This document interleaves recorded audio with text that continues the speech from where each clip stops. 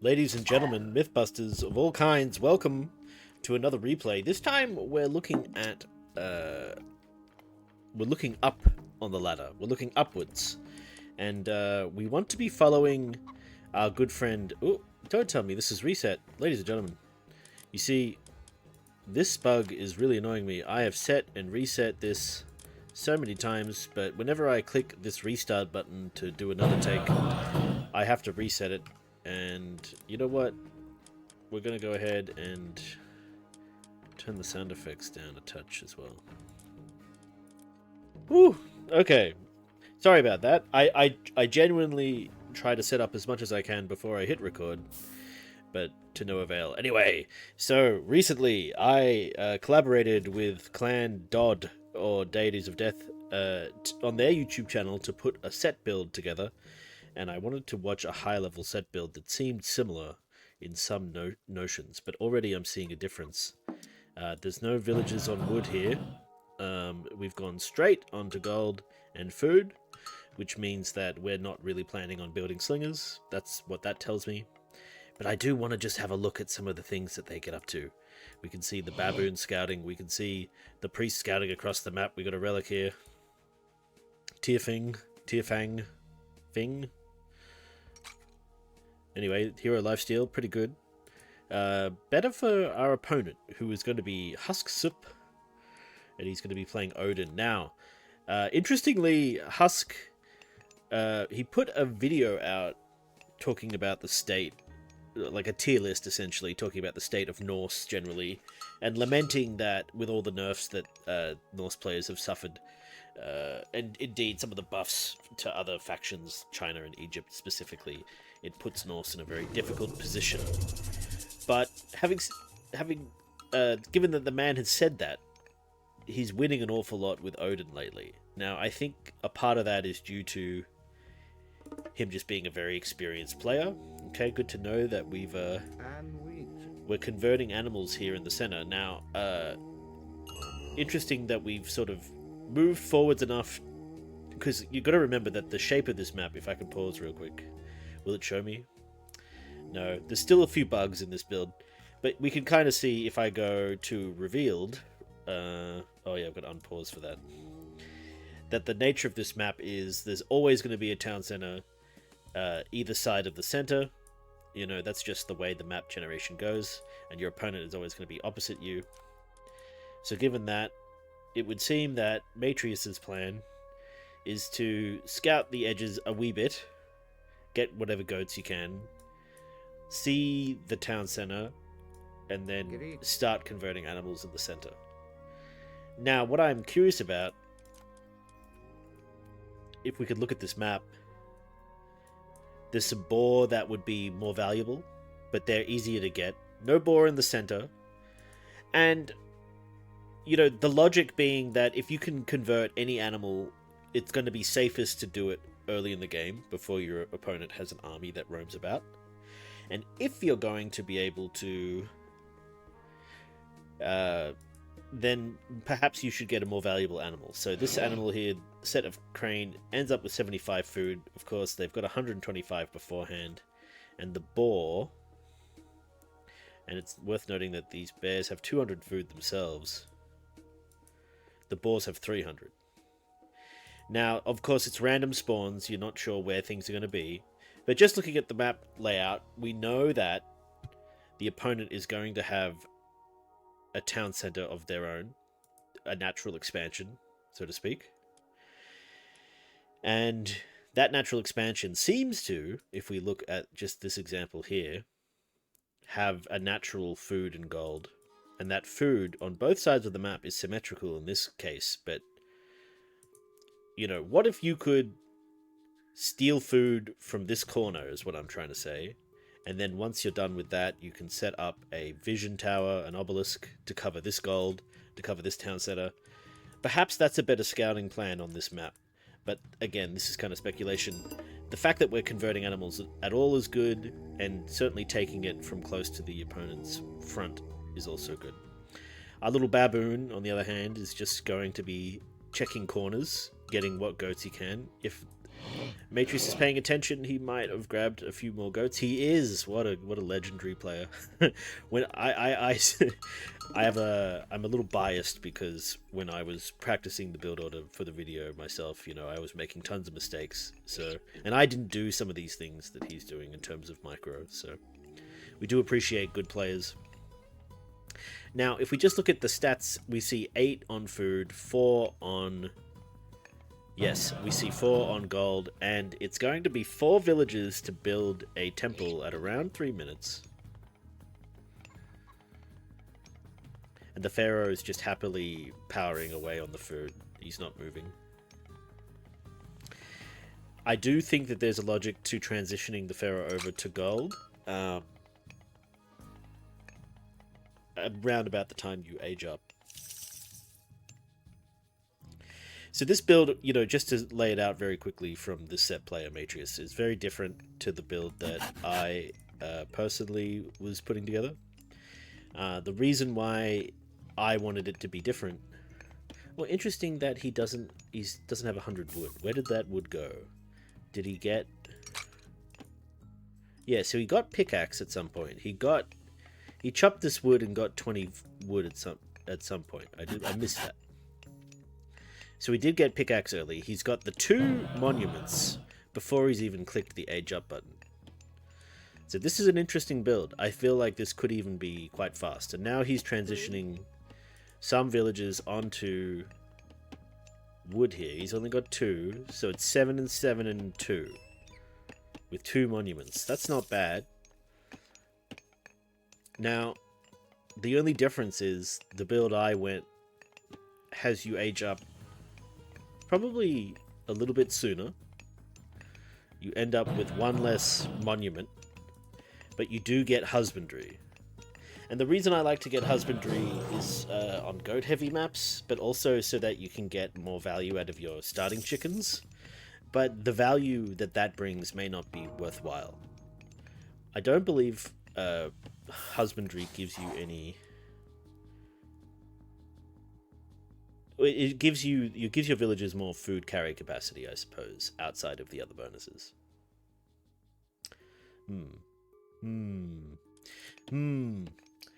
Well, in any case, I really like this build that we're seeing out of Matrius here. He's killed his animals of set right close to these berries. That's interesting. And he moves everyone over through the town center, which is good micro. Already empowering up that granary, so loves his food. We can see that it's been Heimdall from Husk Soup, which is very interesting. And this Iron Harrier is going to get absolutely destroyed. But here come the Hersa. Oh, I feel like that priest could have kept running, but... Oh! Yeah, okay, the move speed boost. Very interesting, the move speed boost there from the Hersa. One of the big complaints... Oh, poor baboon. Okay, and we did get... Okay, interesting. We did just see the leap of the jackal or some such. And Necropolis is coming through. What is it called? The feet of the jackal. So we're planning on doing a whole bunch of... harass with the Anubites. Sorry, I was just thinking that the comments I made about this corner of the map, you know, it's one of those things where obelisks are quite fragile. So the question is, how good is the opponent at scouting the edges of their base? And of course, Husk Soup is this is a very high ELO game. This is around the 2000 mark, so very good players. And that could be a dead berserker for sure. Now, military units aren't as valuable as villagers when it comes to picks, but every pick is a good pick. Might as well get one for free. We get the soothing sounds of the priest here as he converts more ibis, or red-crowned cranes. No second TC, we've seen that with the Anubis. That relic that was over here has disappeared, didn't get a look at it. And yeah, as you can see, we're very much sticking to Matrius's point of view here. No overkill on the military buildings. Just an armory early, which he has got none of the upgrades from. But armories are free for Egyptians. We also got a market. Interesting that he builds both. Are markets also free? Will it show me? Probably not. I know. I can dive in here really quick. Apologies, one moment. Markets are free. Okay, so yeah, given that they're free, why not? Oh, so we could leap over here to hit these dwarves, but looks like we're just going to harass a house instead. 2 more Anubites coming down the guts. And here comes the army. Oh gosh, can we leap away? We're going to need a leap from this jackal. Okay. But we've just, we've got no villager kills as far as I can tell. Yeah, it's about even. Huge army of... See, one blast from this Einherry, and the move speed of everything is going to go crazy. That's kind of a very interesting tech. That's very interesting indeed. Because the Einherry haven't really found a place in the meta since launch of Retold. And one of the complaints... I think I was beginning to make this point earlier, but I kind of got distracted. But yes, basically... The problem that Norse is facing is move speed, because they are very infantry reliant, and a lot of... Well, Egypts have Slinger, Atlanteans have the Cairo Ballista, China have the Fire Archers, and there's just a lot of ways that Norse infantry gets totally melted. And Slingers, of course, are not strictly anti-infantry, but they do have a lot of tasty upgrades. And with a boost to the move speed with the Einherry horn, I can kind of see the logic there. I can kind of see it doing well. So, it was kind of a contained... Oh, interesting. Interesting, the Undermine. Will it destroy the... It does! It destroys the big doll. That's huge. And the pressure's on. Here comes Husk Soup with his 1 HP Einherry. Whole bunch of Hursa. Which makes sense. You just saw so many Anubites. Oh, some villagers caught at the front. A panic from Matrius, very uncharacteristically. Villagers left at the mercy of the throwing axemen. But here come the Anubites to leap in. The Hursas try to move into position. And the Ancestors coming in. Are we going to see any snakes in this party? There are so many heroes in this mix, but so many myth units. Such a myth unit heavy composition from the set player. And we're going to see all of those throwing axemen get destroyed, but the Hursa, there are just so many Hursas left. Oh, and the Doubt Castle, the Doubt Migdol Stronghold coming forward. And there's a surrender. Alright, let's open up the map a little bit here at the end. Interesting wall. But you understand it.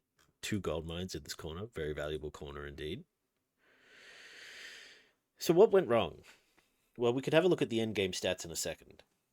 But we see 2 longhouses, 2 great halls from the Odin player.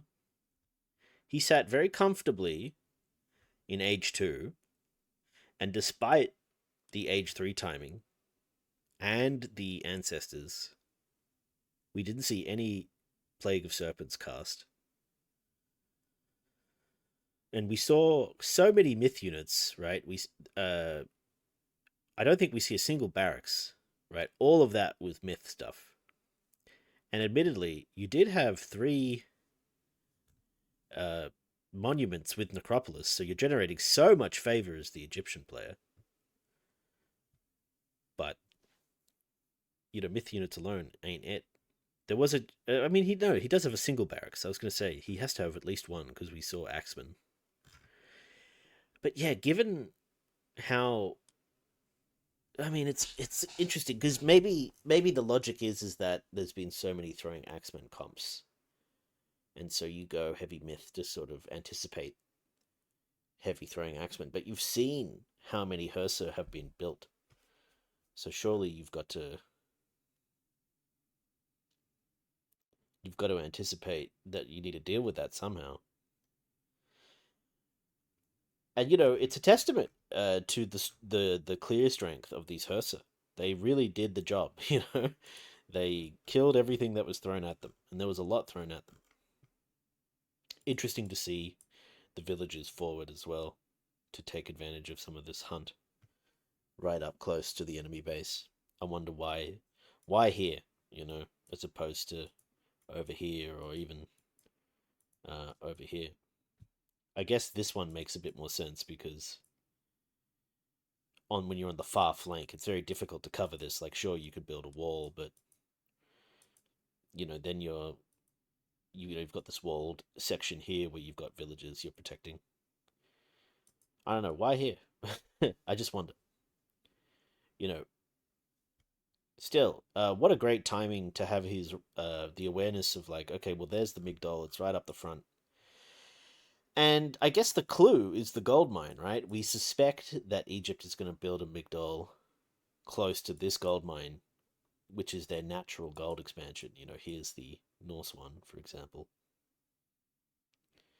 And Undermine alone was able to do the job, and then he comes in with the army. And there was, yeah, quite a lot of money lost just straight out the gate for the Egyptian player. Very brutal. You know, Husks are really focusing on Odin a lot, from what I can tell on the AOM stats website. And after all that talk about how Norse aren't feeling great in this patch, he's finding a place. He's innovating in clever ways, doing clever things. A delight to watch. Let's have a quick look at all resources collected. We can see that Odin just generally outperforms Set. That's not too much of a surprise. Military units wise, Set, has an advantage as he hits age 2, and a little bit of that is the animals of Set. I think it's including them, so that's probably more of an accurate representation. So yeah, Odin very much playing with anticipation of aggression, and the fast, if you can call it such, age 3, not paying off even a little bit for the Set player. So it's a shame. We would have loved to have seen a Set player do well, but at the end of the day, the best player wins, and yeah, well played to Husk for that using that. Like, we didn't see the Iron Harrier get much value that game, but that's an interesting idea of just using it to boost some movement speed to get a good engage at the right times. Yeah, interesting. Anyway, thanks for watching. Hope you enjoyed it, and we'll see you in the next one. Bye for now.